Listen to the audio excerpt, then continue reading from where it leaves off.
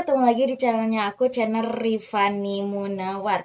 Udah lama banget nih guys, aku nggak cerita-cerita sama kalian, nggak sharing-sharing sama kalian ya. Kemarin-kemarin aku udah bikin konten anak rantau jalan-jalan, dan sekarang Rifani bakalan bikin konten seperti biasanya, yaitu cerita si anak rantau. Dan kali ini bahasanya yaitu adalah Laksamana Malahayati ya. Bahasan kali ini itu adalah perempuan hebat di Aceh gitu ya. Dan sebenarnya banyak banget guys perempuan-perempuan hebat di Aceh. Cut Nyadin, Cut Metia, pokoknya banyak banget gitu ya. Cuman yang menarik perhatian dan menarik minat aku gitu yaitu adalah Laksamana Malahayati. Kenapa bisa begitu guys? Nanti akan aku utarakan alasannya ya.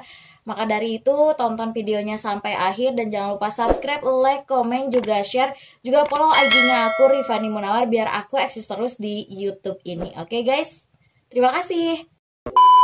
Guys, baiklah kali ini Rifani bakalan ngebahas tentang Laksamana Malahayati. Siapa sih Laksamana Malahayati ini ya? Mungkin sebagian orang Aceh sudah tahu ya siapa Laksamana Malahayati ini gitu ya. Beliau adalah Laksamana laut perempuan pertama di dunia guys. Jadi beliau itu hanya satu-satunya pada saat itu Laksamana laut pertama guys gitu. Dan itu berasal dari Aceh. Laksamana Malahayati ini guys keturunan dari Kesultanan Aceh. Ayahnya itu bernama Laksamana Mahmud Syah, putra dari Sultan Salahuddin Shah, dan kakeknya beliau itu adalah pendiri kerajaan Aceh Darussalam gitu guys ya. Dan Malahayati adalah Laksamana laut pertama yang tentunya sangat ditakuti oleh Eropa dan Belanda. Beliau digambarkan sebagai panglima perang Kesultanan Aceh yang mampu menaklukkan Belanda dan bangsa Portugis pada abad ke-16 guys. Selain itu guys ya, ternyata Laksamana Malahayati ini juga memiliki pendidikan dan background di bidang kelautan. Itu dibuktikan dari pendidikan akademisinya, yaitu berasal dari Akademi Militer dan memperdalam ilmu kelautan di Baitul Maqdis, atau bisa juga disebut pendidikan untuk tentara Aceh gitu guys ya. Nah, jadi pada suatu hari guys, Laksamana Malahayati itu bertemu dengan perwira muda bernama maksud saya Laksamana Jainal Abidin gitu ya. Dan beliau maksudnya ya, Laksamana Jainal Abidin itu menjadi suami dari Laksamana Malahayati ini gitu. Jadi bisa dibilang cinta lokasi gitu ya guys pada saat berperang ya guys. Sehingga Laksamana Malahayati menikah dengan Laksamana Jainal Abidin. Pada saat pertempuran guys melawan Portugal di Teluk Haru, pejuang-pejuang Aceh itu memenangkan pertempuran tersebut. Hanya saja 1000 orang menjadi korban termasuk suaminya Laksamana Malahayati tersebut gitu guys. Waduh, sedih banget ya. Nama juga berperang ya guys ya. Pasti ada kita menang, tapi ada hal-hal yang harus kita korbankan dalam peperangan tersebut ya guys ya. Terutama Laksamana Malahayati juga harus mengorbankan suaminya untuk kemenangan Indonesia dan bangsa Aceh kala itu. Oke guys, lanjut. Jadi Laksamana Malahayati itu setelah dari pertempuran itu yang menewaskan 1000 prajurit Aceh, lalu Laksamana Malahayati mendirikan atau membangun sebuah prajurit-prajurit perempuan atau janda-janda yang meninggal oleh suaminya pada saat berperang, yang dinamakan Inong Bale, prajurit Inong Bale. Jadi Laksamana Malahayati ini mendunia guys. Jadi ya bukan hanya di Indonesia saja atau di Aceh saja terkenal, tapi di luar negeri pun sangat-sangat terkenal karena beliau adalah satu-satunya Laksamana laut pertama di dunia gitu ya, perempuan gitu. Jadi sebelum terbitlah terang, sebenarnya Laksamana Malahayati ini sudah membuktikan bahwa perempuan itu bukan hanya sekedar bisa di dapur sama di kasur aja ya. Kalau istilahnya zaman sekarang, perempuan itu nggak boleh sekolah tinggi-tinggi karena ya ujung-ujungnya cuma jadi istri gitu ya kan istilahnya. Tapi nggak gitu. Dari zaman Laksamana Malahayati itu sudah membuktikan bahwa Laksamana Malahayati ini adalah perempuan hebat yang menunjukkan pada dunia memiliki kesetaraan, memiliki pendidikan yang harus setara dengan laki-laki gitu. Meskipun memang pada kodratnya perempuan itu tetap menjadi tulang rusuknya laki-laki gitu guys ya. Jadi sebelum ada terbitlah terang itu, Laksamana Malahayati ini sudah memberikan posisi yang terbaik untuk seorang perempuan gitu guys. Oke guys, lanjut ke bahasan ya. Jadi selanjutnya itu setelah mendirikan Inong Bale gitu ya guys ya, yaitu perkumpulan para istri yang ditinggalkan meninggal dalam medan perang ya. Malahayati berperan penting gitu dalam peperangan atau menjaga kedaulatan Indonesia pada saat itu ya, karena tidak ada yang bisa masuk ke daerah Indonesia, yang mau masuk maksud aku ya, yang mau masuk ke daerah Indonesia itu harus melewati Aceh dulu guys. Jadi Laksamana Malahayati itu menjaga gerbang itu guys. Dan kalian tahu nggak sih, bangsa Eropa, bangsa Portugal, bangsa Belanda itu sangat takut dengan Laksamana Malahayati ini, sampai reputasi Malahayati ini sudah ditersohor di kalangan mereka. Pada akhirnya mereka ingin masuk ke sini itu harus melakukan damai gitu ya. Jadi mau masuk ke sini itu karena nggak berani, ya udah mereka minta damai, perdamaian dengan persetujuan khusus. Itu dilakukan oleh Ratu Elizabeth I pada saat itu ya, Ratu Elizabeth I yang menuliskan surat untuk Malahayati, Laksamana Malahayati, yang disampaikan oleh James Lancaster, bermaksud untuk masuk ke perairan Indonesia gitu guys. Saking takutnya itu nggak mau diajakin berperang guys, mereka pinginnya damai gitu, dan menulis surat. Keren banget kan, berarti Laksamana Malahayati ini memiliki sesuatu yang luar biasa gitu ya pada zamannya itu ya. Berarti wah, itu Laksamana laut loh guys, ditakuti sama bangsa Eropa dan Belanda. Wah gila aja ya. Dan satu lagi guys, fakta yang harus kalian tahu. Kalian tahu nggak sih Cornelis de Houtman, maksud aku ya, Cornelis de Houtman ini adalah orang pertama Belanda yang datang ke Indonesia. Dia itu datang ke Indonesia dan ingin menggoyahkan dan ingin mengguncangkan kekuatan atau sesuatu yang sudah dibangun oleh Laksamana Malahayati, yaitu gerbang-gerbang itu ya guys ya. Tapi beliau itu ya, si penjajah itu gagal di tangan Laksamana Malahayati. Pada akhirnya Cornelis de Houtman itu meninggal guys di tangan Laksamana Malahayati. Keren banget gak orang Belanda yang aku tahu sejarahnya ya. Cornelis de Houtman ini yang datang pertama kali ke Indonesia ini yang benar-benar jahat ya guys ya, tapi mati, meninggal di tangan Laksamana Malahayati.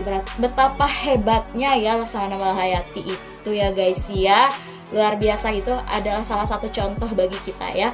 Oke lanjut guys, jadi sekarang juga masih ada guys peninggalannya Laksamana Malahayati yang ada di Aceh gitu ya, ada sejarahnya itu gitu. Dan Inong Bale pun sekarang dijadikan jalan ya. Nama Malahayati juga saat ini dijadikan nama jalan, pelabuhan, rumah sakit, universitas ya, perguruan tinggi di Lampung, terus kapal perang yaitu KRI Malahayati, bahkan lukisannya diabadikan di Museum Kapal Selam Surabaya, Jawa Timur. Namun sayangnya guys ya, itu tuh kurang disadari oleh pemerintah Indonesia gitu ya. Laksamana Malahayati ini baru ditetapkan sebagai pahlawan nasional di tanggal 10 November 2017 oleh Jokowi gitu ya. Baru guys, 2017 baru ditetapkan sebagai pahlawan nasional. Jadi selama ini kemana aja gitu ya guys ya. Padahal jasa-jasanya juga sudah sangat kita dengar gitu ya. Dan yang aku tahu gitu, yang mau datang ke Indonesia tuh pada saat itu harus melalui perairan Laut Aceh gitu.